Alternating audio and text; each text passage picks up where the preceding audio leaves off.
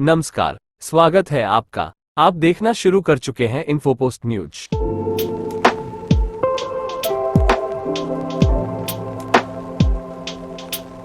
Actually मैं last time में आपके पास आया था, मैंने देखा था आपके यहाँ पे काफ़ी सारे पेशेंट्स थे। तो क्या वो लोग मतलब ठीक हो गए, रिकवर हो गए? अगर हो गए तो बहुत ही अच्छी बात है। और उसमें से कुछ मेरे ख्याल से इंडियन फोर्सेस आईटीबीपी के भी सिपाही थे, तो उनके बारे में थोड़ा बताइए, क्या वो कैसा कर रही हैं? जी सर, अगर इंजरी जो होती है, अगर स्पाइनल कॉर्ड पे लेवल पे होती है ना, तो जो वो सारी इंजरी होती है उनमें थोड़ा समय लगता है। बट वो जिस पेशेंट की आप आईटीबीपी वाले पेशेंट की बात कर रहे हैं उनमें काफ़ी अच्छा रिकवरी है। अब क्या कहते हैं, वो व्हील चेयर पे हैं बट स्टिल उनको हमने वॉकर वगैरह दिया है, वॉकर से उनको स्टार्ट किया है उनकी हमने वॉकिंग वगैरह। तो और हमारे पास जितने भी पेशेंट्स आ रहे हैं काफ़ी अच्छी हमारी रिकवरी है। पेशेंट्स का काफ़ी अच्छा यहाँ के लिए रिव्यू भी है कि हम काफ़ी अच्छा रिकवर कर रहे हैं और हमारे को आराम है। हमारी फैसिलिटीज़, बिकॉज अभी पूरे नोएडा में जितनी फैसिलिटीज़ हमारा इंडियन हेड इंजरी फाउंडेशन दे रहा है वो सारी चीज़ें नहीं दे रहा। स्पेशली हम लोग बीपीएल वाले पेशेंट्स को काफ़ी ध्यान रख रहे हैं, जो कि क्या होता है इन सब चीज़ों को अफोर्ड नहीं कर सकते।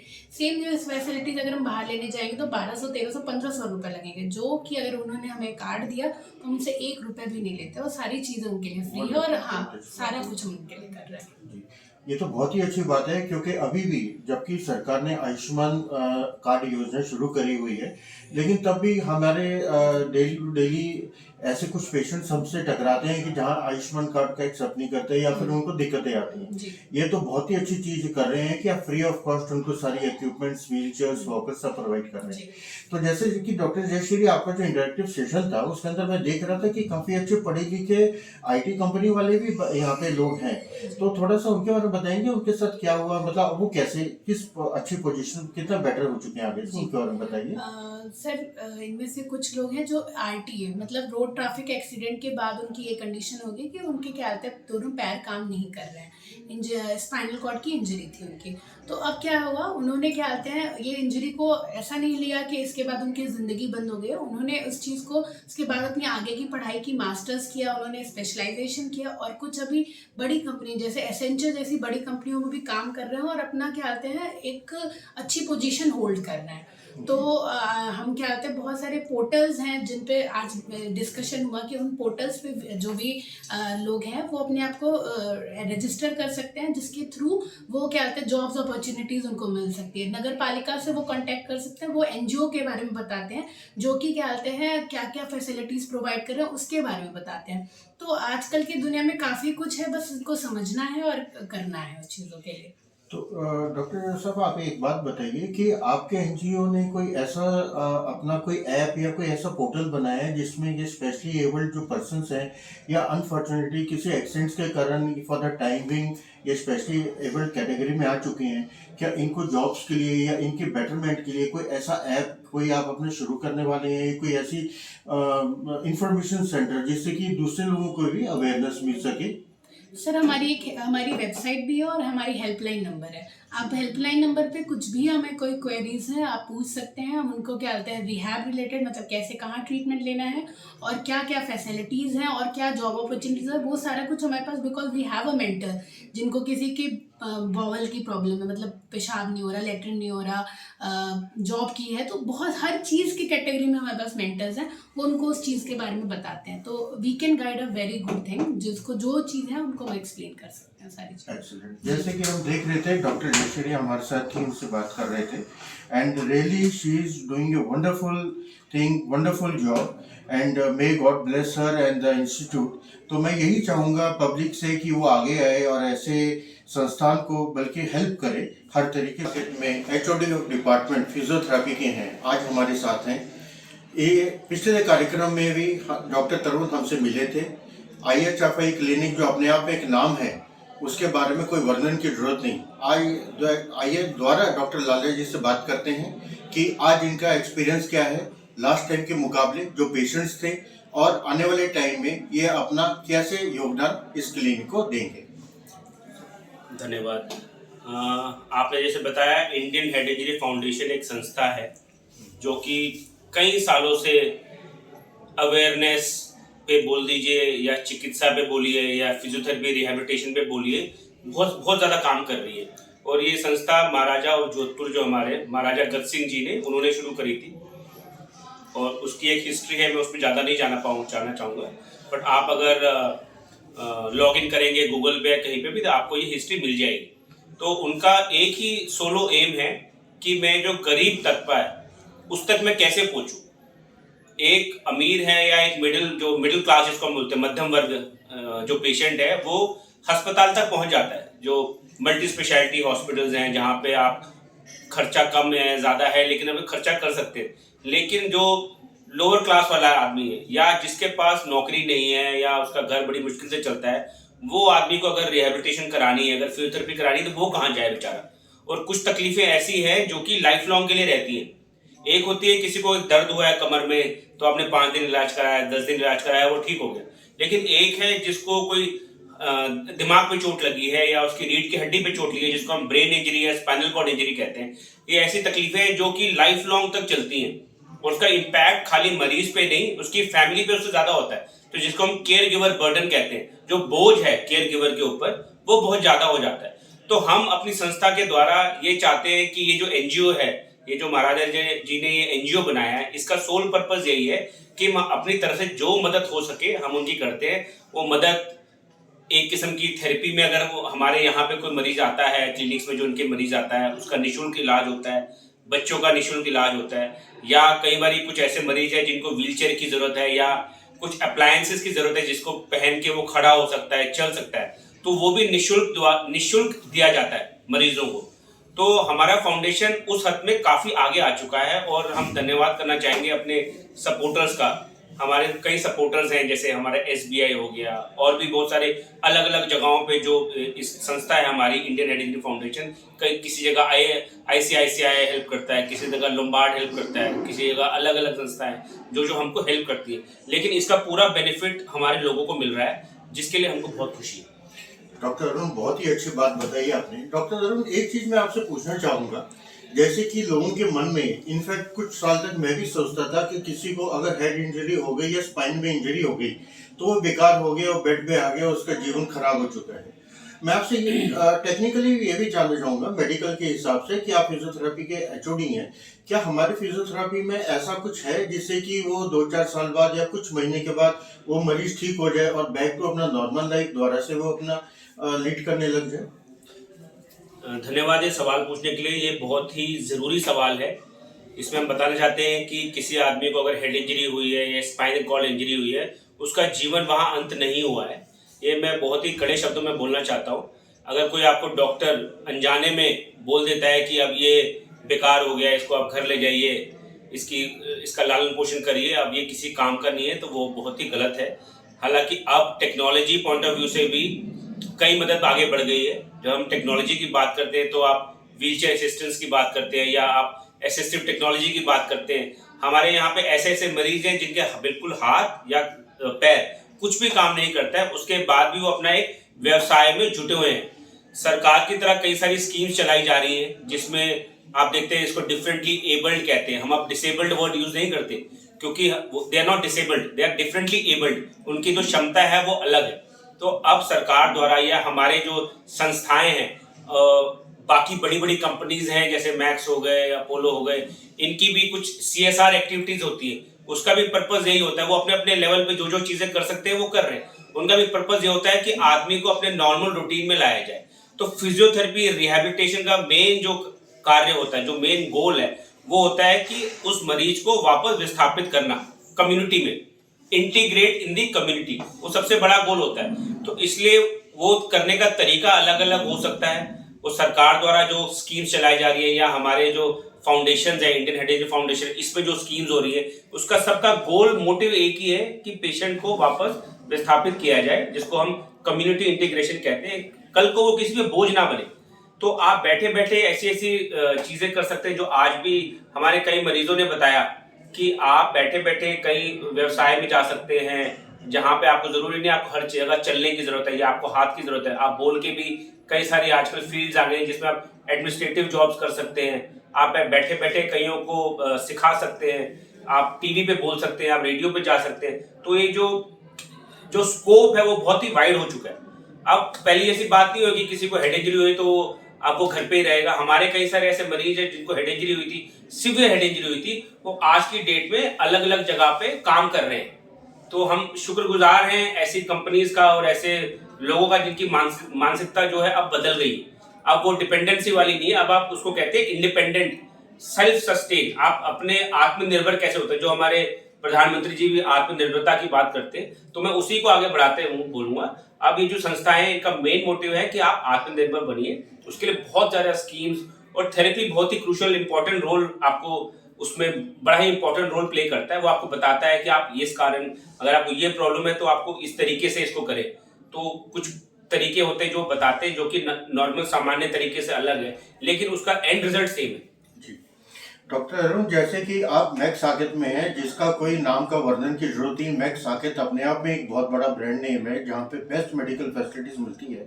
मैं आपसे एक समाज के लिए एक मैसेज चाहूँगा और आपसे भी गुजारिश करूँगा कि कुछ ऐसा हो ताकि इस टाइप के और भी क्लिनिक दिल्ली एनसीआर में जाए और जो छोटी जगह पे खुल जाए, ताकि वहाँ के लोगों को भी बेनिफिट हो पाए। तो उसके लिए थोड़ा सा हमें आगे कैसे कार्य करें, इसके लिए हल्का सा आप मैसेज दीजिए। नहीं, ये बहुत ज़रूरी है जिस हिसाब से हमारी पॉपुलेशन है। और आमतौर पर अगर आप देखें, डाटा आते रहते हैं अखबार में कि इस साल इतने लोगों का रोड एक्सीडेंट हुआ है, उस एक्सीडेंट में आपको इतनी हेड इंजरीज हुई हैं, इतनी स्पाइनल कॉर्ड इंजरीज हुई हैं, तो वो सब कहाँ जाएंगे? सारे लोग एम्स में भर्ती नहीं हो सकते, सारे लोग सफदरजंग अस्पताल में नहीं जा सकते। इसकी संख्या बहुत है, इसको हम डिमांड और सप्लाई कहते हैं। सप्लाई वर्ड मैं इसलिए यूज़ कर रहा हूँ कि इतनी ज़्यादा आजकल इतना बोलने के बाद भी हमारी जो संस्था है हेड इंजरी की, वो इतना ज़्यादा जोर डालती है कि आप हेलमेट पहनिए। फ्री हेलमेट्स बांटती है इंडियन हेड इंजरी फाउंडेशन, बच्चों के लिए स्पेशली, जिनके लिए हेलमेट मार्केट में आराम से नहीं मिलता, उनके लिए फ्री हेलमेट्स देती है। उसके बावजूद आप देखेंगे लोग कम आते हैं लेने, क्योंकि वो उनको लगता है कि इसकी इतनी आवश्यकता नहीं है। ठीक है, तो उसकी वजह से जो एक्सीडेंट्स होते हैं उसकी कोई लिमिट ही नहीं है, वो बढ़ते जा रहे हैं दिन ब दिन। तो उसके लिए ये छोटी छोटी संस्थाएं हैं, छोटी मैं इसलिए बोल रहा हूँ कि पूल बहुत बड़ा है, मरीज की कैपेसिटी या संख्या बहुत बड़ी है। तो ये संस्थाएं अपने अपने लेवल पे जो काम कर सकती है वो कर रही है। इनफैक्ट हम लोग कई बार सरकार को भी लिखते हैं कि आप हमको कोई जगह दीजिए जहाँ पे हम ये चीज़ें ये बना सके। हमारे को सपोर्ट मिलता है, डोनर्स हैं जो बोलते हैं अगर आपको कोई इक्विपमेंट चाहिए हम आपको डोनेट करेंगे, लेकिन उसके लिए मरीज भी होने चाहिए। तो हम चाहते हैं कि हमारे द्वारा ये हम आगे ये ट्रांसलेट करना चाहते हैं इन्फॉर्मेशन लोगों के लिए कि ऐसे कई सारी संस्थाएं हैं। अगर आप गूगल पे फाइंड करेंगे, गूगल पे जाएंगे, ऐसी कई सारी संस्थाएं हैं जो इस चीज़ को कर रही है। तो उनके संपर्क में आइए, वो आपको और आगे उसके बारे में बताएंगे और आई एम श्योर ये धीरे धीरे चीज़ बढ़ेगी। बहुत अच्छा डॉक्टर साहब, आपका एक स्पेशल मैसेज जो मैं हर आदमी को, हर बच्चों को, खासकर जो टीनेज के बच्चे हैं जो टू व्हीलर्स लेके निकलते हैं, उनके लिए देना चाहूँगा कि सरकार भी बार बार आपको टोकती है, हेलमेट पहनिए, क्योंकि सर सुरक्षित रहेगा तो आप सुरक्षित रहेंगे। वरना कल को खुदा न खास्ता अगर छोटे मोटे एक्सीडेंट में भी सबसे पहले सर के ऊपर चोट लगती है, जो कि बहुत खतरनाक है। कृपा करके अपना हेलमेट पहनिए, सुरक्षित रहिए और एक अच्छा जीवन जिए। डॉक्टर साहब, भारत न्यूज़ से बात करने के लिए बहुत बहुत धन्यवाद आपका। Thank you very much. Thank you. एक छोटा सा क्वेश्चन है कि जो नई पीढ़ी है वो बहुत ही ज़्यादा महत्वाकांक्षी है, एम्बिशियस है, तो उसके लिए ये फिजियोथेरेपी क्या मायने रखती है, या और दूसरे भी ओल्ड एज हैं, दूसरे सामान्य व्यक्ति के लिए फिजियोथेरेपी क्या मायने रखती है और इसकी जागरूकता के लिए क्या किया जा सकता है? ये आपने बड़ा अच्छा सवाल पूछा। आजकल की जो नई पीढ़ी बहुत ही महत्वाकांक्षी है, तो हम उनको यही बोलते हैं कि हमारे जो भी, बल्कि जो फिजियोथेरेपी जो स्टूडेंट्स कर रहे हैं, हम उनको बोलते हैं कि आप अपना थोड़ा टाइम जाके थोड़ा 2 टायर सिटीज जिसको हम बोलते हैं, या तो गांव में, शहरों के बाहर निकलिए, आप गांव में जाइए, आप थोड़े मरीजों से मिलिए, उनकी मानसिकता को समझिए, उनकी क्या रिक्वायरमेंट है। कई बार हम जो बोलते हैं और जो मरीज बोलता है उसमें फ़र्क होता है। तो हमारे लिए ये ज़रूरी है कि मरीज को क्या चाहिए। अगर एक मरीज चाहता है कि मैं बैठ के कोई काम कर सकूं, तो हमारा पर्पज़ ये नहीं कि हम उसको बोले कि आप चलें, वॉक करें, नहीं। हमारा पर्पज़ ये बन जाता है कि हम उसके जो गोल है उसके साथ हम अपना गोल अलाइन करें, जो वो चाहता है वो हम करें। तो मैं ये हमेशा अपने जितने भी मेरे लेक्चर्स वगैरह होती है, मैं सारे डॉक्टर्स को, स्टूडेंट्स को यही बोलता हूँ कि जो मरीज का गोल है वो भी समझने की बहुत जरूरत है। हमारी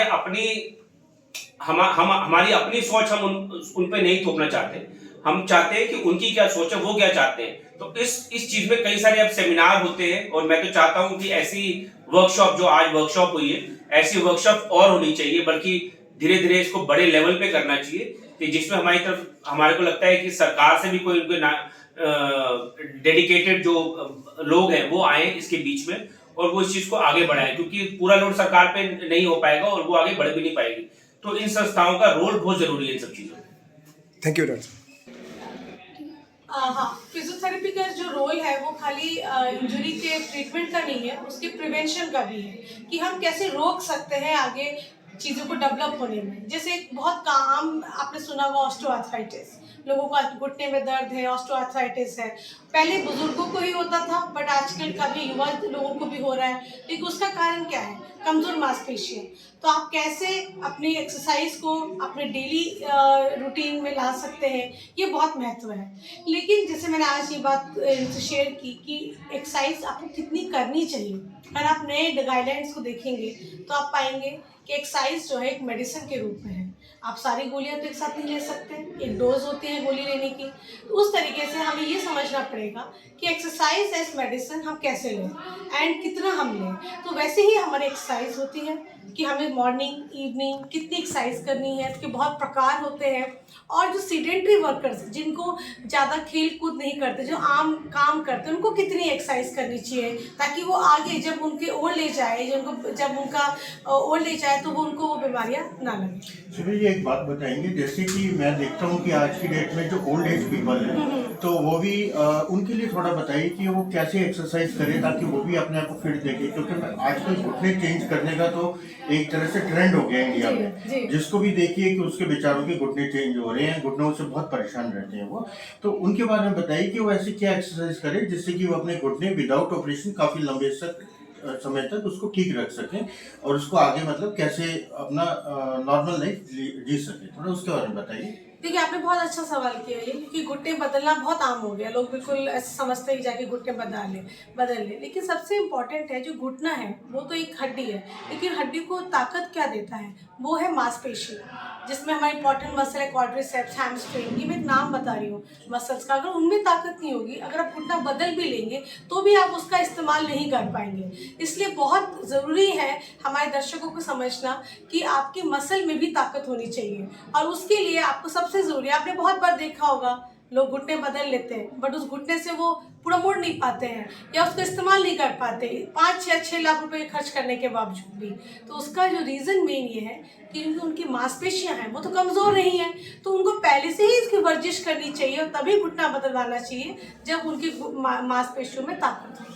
बिल्कुल ठीक कहा डॉक्टर सुब्रयंत। तभी बोला जाता है कि जैसे ही डॉक्टर्स ये सजेस्ट करते हैं कि अगर आपने अपना घुटना बदलवाया है तो आपको उसी तरीके से लगातार मिनिमम 2 से 3 महीने तक फिजियोथेरेपी करनी पड़ेगी, क्योंकि तभी उसके अंदर मूवमेंट बनेगी, तभी आपके मसल्स उसको अडेप्ट कर पाएंगे, वरना मसल्स कमजोर होते हैं। इसमें मैं थोड़ा सा आपको एक अपने आपके दर्शकों के लिए स्पेशली बताना चाहती हूँ। जैसे मैंने बताया कि घुटना बदलने के बाद इतना इम्पोर्टेंट नहीं है जितना घुटने से पहले है। जो अक्सर लोग सोचते हैं कि अगर हमारा घुटना बदल जाएगा तो हमारा दर्द ठीक हो जाएगा। देखिए, हमें समझना पड़ेगा जो दर्द है वो आपकी बॉडी का सिग्नल है कि देखिए हमारे साथ कुछ खराबी है, आप इस पर ध्यान दें, तभी दर्द होता है। Pain is not wrong, pain जो है वो गलत नहीं है, वो एक आपकी बॉडी का बेल है कि प्लीज़ ध्यान दीजिए, मेरी मांसपेशियाँ कमज़ोर हो रही हैं, आप मेरे पे ध्यान नहीं दे रहे हैं। तो हमें क्या करना है? कोई भी व्यक्ति अगर घुटना बदलने के लिए सोच रहे हैं तो उनको कम से कम 1 या 2 महीने फिजियोथेरेपी से अपनी मांसपेशियों में ताकत लाके तभी अपना घुटना बदलवाना चाहिए। तभी जाके वो उस 5 जो भी घुटने की उनको कॉस्ट आ रही है उसका वो ऑप्टिमम सही इस्तेमाल कर पाएंगे। सुप्रिया, ये भी बताइए, जैसे कि हम देख सकते हैं दिल्ली एनसीआर एक तरह से गैस का चैम्बर बन चुका है। यहाँ पे लोगों को सांस की बहुत ज़्यादा बीमारियाँ हो रही है, उनके फेफड़े फूल रहे हैं, फेफड़ों में दिक्कत आ रही है। तो थोड़ा सा बताइए कि वो ऐसी कौन सी एक्सरसाइज करें जिससे कि वो अपने आप को स्वस्थ रख सकें ताकि उनको सांस की बीमारी ना हो। और क्योंकि दिल्ली में इतना पॉल्यूशन हो चुका है तो उसके बारे में थोड़ा सा बताइए। मैं आपके क्वेश्चन को थोड़ा सा और एक्सटेंड कर दूंगी कि पोल्यूशन ही नहीं जो हम परेशान हैं। अभी आपने देखा हमने कोविड बहुत सबने पूरे विश्व में हमने कोविड का सामना किया और बहुत बहादुरी से किया। सबने दवाइयाँ भी लगाई, बूस्टर भी लगाया, लेकिन कोविड ने एक बहुत डिफिकल्ट चीज़ हम सबके लिए छोड़ गए हैं, वो सांसों की दिक्कत, जिसको हम आम भाषा में लॉन्ग कोविड सिम्टम्स भी कहते हैं। आपने खुद भी देखा होगा, हमारे काफ़ी प्रियजनों के, आपस के लोगों में सांस की दिक्कत डेवलप हो गई है। आफ्टर चक्कर आ रहे, सांस की दिक्कत, सांस फूलना, they are known as long covid symptoms. Chest में प्रॉब्लम हुई, रिकवर हुए, बट चेस्ट में पूरी ताकत नहीं है सांस लेने की। तो मेरा ये एडवाइस रहेगा सब लोगों से कि आप एक डीप ब्रीदिंग एक्सरसाइज जरूर अपने दिनचर्या में शामिल करें। डीप ब्रीदिंग एक्सरसाइजेस हैं, बहुत सिंपल एक्सरसाइजेस हैं, लेकिन इससे हम अपने फेफड़ों की ताकत और अपनी सांस लेने की क्षमता बढ़ा सकते हैं। तो आप कोई भी निकटतम संस्था में जाएं, जहाँ फिजियोथेरेपी सेंटर है, क्वालिफाइड फिजियोथेरेपिस्ट के पास जाएं, अपने सिम्टम्स के हिसाब से बेसिक एक्सरसाइजेस जो है आप कर सकते हैं। गहरी सांस लेना और छोड़ना और डायफ्रैग्मेटिक एक्सरसाइजेस, ये सब हम अपने दिनचर्या में शामिल करेंगे तो हमें काफ़ी अपनी सांस की प्रॉब्लम्स में रिलीफ मिलेगा।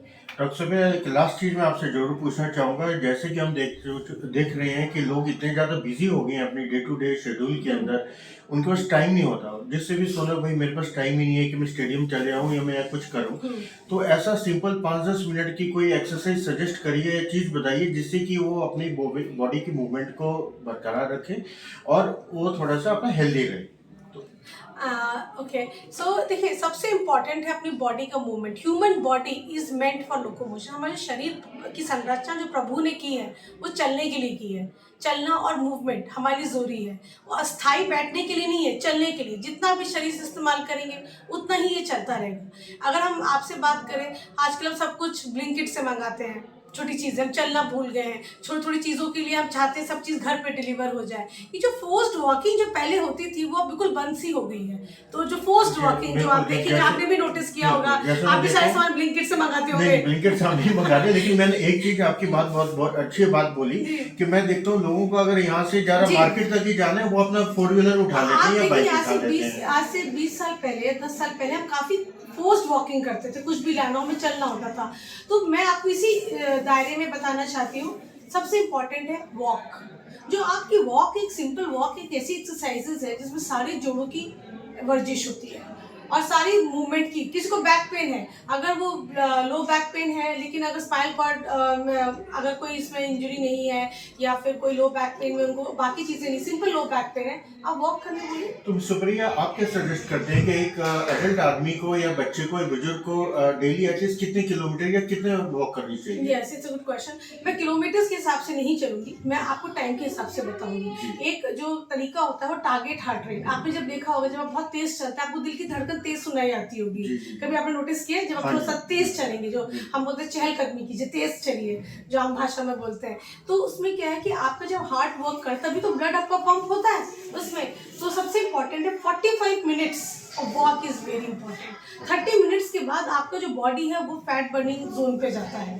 30 मिनट्स तो आपकी बॉडी को वार्म अप करने में लग जाते हैं। जो एक्चुअली जो 15 मिनट्स है, 30 to 45 मिनट्स, वही एक टाइम होता है जब आपकी बॉडी उस पर आपके फैट बर्निंग उसमें जाती है मोड पे। तो I would advise, irrespective of any problem, if अगर हम नॉर्मल वॉक स्टार्ट करना चाहते हैं, it should be at least 45 minutes. लेकिन अगर कोई व्यक्ति बहुत समय से वॉक नहीं किया है उन्होंने, या उन्हें अपने रूटीन में नहीं, तो वो एक बेसिक 15 मिनट से स्टार्ट करें और हर हफ्ते 5-5 मिनट ऐड करते चलें, बट इसको अपनी दिनचर्या का हिस्सा बनाएं। और सबसे इम्पॉर्टेंट है, अगर सुबह समय नहीं मिलता, जब भी समय मिलता है उस टाइम वॉक करें। वॉक सबसे इम्पॉर्टेंट है। Thank you very much to have a talk for such a wonderful experience.